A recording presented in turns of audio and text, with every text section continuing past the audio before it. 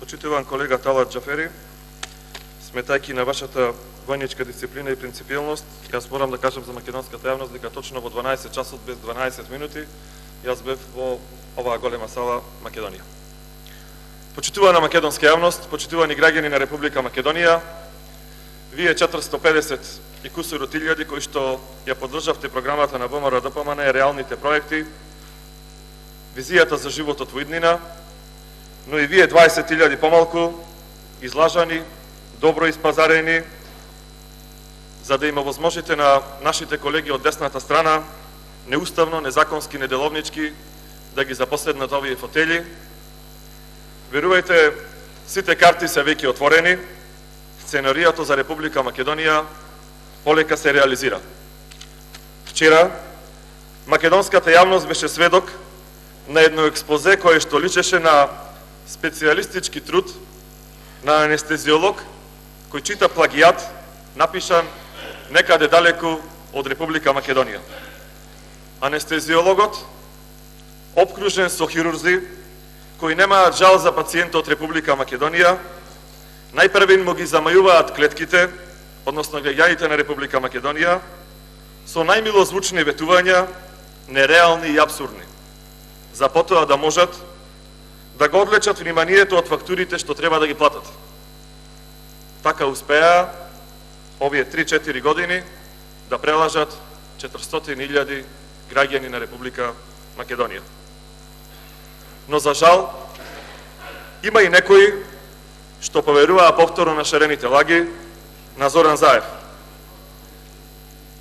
И само благодарение на ова и на вчерашното експозе, пред 15 минути имаме нова главна вест во светските медиуми. Македонија повторно е топ тема. Тотално е блокиран аеродромот Александар Велики. Буџетот почнува да се преполнува овие 2 дена само од аеродромски такси. Министерството за транспорт и врски и мојот сограѓанин Стугаревски како предлог може слободно да ужива.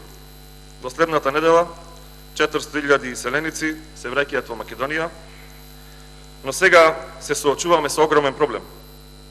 По читањето на експозето или расказот наречен "Лагите од моето експозе" на Зоран Заев, голем број швеѓани, норвежани, францужи, холанџани, италијанци тргнале за Македонија со коли, но и со земјоделска механизација. Тие сите се на пат. Плюс и некои од нивните амбасадори им кажале дека во Македонија почнува новиот живот и ептен убаво ќе се живее. Луѓето поверувале, сметајќи дека секогаш во политиката сме искрени, коректни и реални. И тие сакале да живеат преубаво и затоа тргнале кон Македонија, бидејќи со минимална плата од 30.000 денари добиле и дополнителна мотивација, укинување на радиодифузната такса. Средства кои што ако ги штедат, може би ќе се купат ново Волво во Шведска за 3 години. Но имаме и друг проблем. Со нив ги зеле и своите деца. Младите македончиња, кои што Социјал-демократскиот сојуз ги дистанцира од политичката сцена, занемирувајќи ја диаспората. Тие па сакале да дојдат заедно со своите родители, бидејќи разбрале дека во Македонија се укинува екстерното тестирање, единствена земја во Европската Унија, и сватиле и научиле дека Република Македонија полека станува земја во која што знаењето не се цени. Единствени, за жал. Но тоа го прави голиот политички популизам.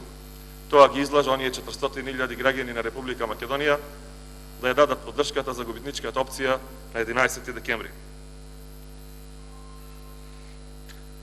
И очекуваат уште нешто, пред да поминеме на програмата. Очекуваат дека Уставот на Република Македонија ќе биде надополнет со уште еден член, дека во Македонија ќе се живее минимум 114 години. Како што навикнавме на лагите, очекувајте го и тоа на пресконференција идниве денови. Во меѓувреме, исполнето и првото лажно ветување. Наместо 20 луѓе од десната страна, имаме 26 министерски имиња. Така не ветија, дека ќе бидат 20 или помалку, за да заштедувале. Ама напротив, наредните месец, 6 месеци, година, 6 нови министерски места, 6 нови плати, 6 нови службени возила, слеш нови службени надоместоци, репрезентации. 6 нови македонски тамари нема да можат да се лекуваат во странство, почитувани колеги, заради тие лажни ветувања ваши. Тоа е израз на вашиот популизам, за жал. Ги нема повеќе ни паркобраните, платениците и соросредите да штрajкуваат на оние места каде што се градат дивограби, било тоа да се верски објекти, било да се големи згради, било да се 3 исечени дрва во Струмица, во Куманово или во центар. Но да преминеме кон реалноста. Ќе се потрудам да ја базирам мојата дискусија на 5 подточки, односно 5 аспекти. Историски аспект, демографски аспект, економски аспект, инфраструктурен и политички. 78 години во оваа зграда не била гласана антиреформска влада, влада под Тујкеев, наспроти кевот на гласачите. По 77 години од кога е изградена оваа зграда, овие 4 зида не дочекале пратеник сам себе си да се представува за председател на собрание од првата секунда да почне да го крши уставот и деловникот. По 78 години оваа зграда дочека да биде нем сведок на почетокот на раземитувањето на државата. Траурен ден за македонската држава, за македонскиот народ и сите помалоблојни народи, од денеска представени во коалицијата СДС и без ресорните министри. Ова е чудна коалиција, оксиморонска коалиција. Минимум 10 пратеници сега од средината, 3 кандидати предложени за министри, то само пред 5 месеци своите колеги од ДУИ ги нарекуваа криминална дружба, криминогена структура, која што е заложник на ВМРО ДПМН да ги исполни своите интереси, а денес среќни, весели, седат до нив како ништо да не било. Доаѓаме во апсурдна ситуација во иднина министерот за внатрешни работи да треба да го проверува минатото на својот колега министер за здравство, кој што тие го осомничија за криминал вреден 27 милиони евра. 4 за вакцини, а 23 за изградба на нови болнички капацитети. Чудно, но јас сум убеден дека ќе префункционира правната држава во Република Македонија. Првиот концепт, односно првиот аспект, кој што кажав дека ќе се задржам, односно вториот аспект е демографскиот или старосниот аспект кој што беше представен во дел од дискусијата на експозето на мандатарот Зоран Заев. 3 сегменти: најмлади, работоспособни и пензионери. Добра вест за најмладите. И држете го за збор кандидатот, мандатарот. Ќе воведеме проект гаранција за млади преку кој што државата ќе овозможи на младите луѓе во рок од 4 месеци по завршувањето на школувањето понуда за вработување, продолжување на образованието или пракса како подготовка за вработувањето. Најверојатно утре, 1 јуни, Македонија ќе има нова влада. Очекувам на 1 октомври сите средношколци кои што немаат средства да го продолжат своето образование да му се јават на Стефан Богоев и да му побараат работување. Тоа значи дека од 1 октомври во Република Македонија нема да има невработен средношколец, невработен студент. Држете ги за збор, брзо ќе поминат 120 дена. И со тоа Република Македонија во перспектива ќе биде земја која што на нула ја сведила невработеноста. Ова е дел од експозето кое што останува за век и веков во ова собрание на Република Македонија. Држете го за збор, тука е Стефан Богоев, борецот за правата на студентите, борецот за правата на средношколците, сите средношколци што ќе завршат да го бараат за да се бидат работени од 2 октомври па натаму. А што направи ВМРО ДПМН за најмладите, самите си знаат, 100 пати сме набројували одамдека. За работоспособните нема ни лага, нема ни збор, нема ни ветување. Ниту за нови работни места, ние отворивме 165.000, ниту за нови странски инвестиции, ниту за нови технолошко-индустријски развојни зони.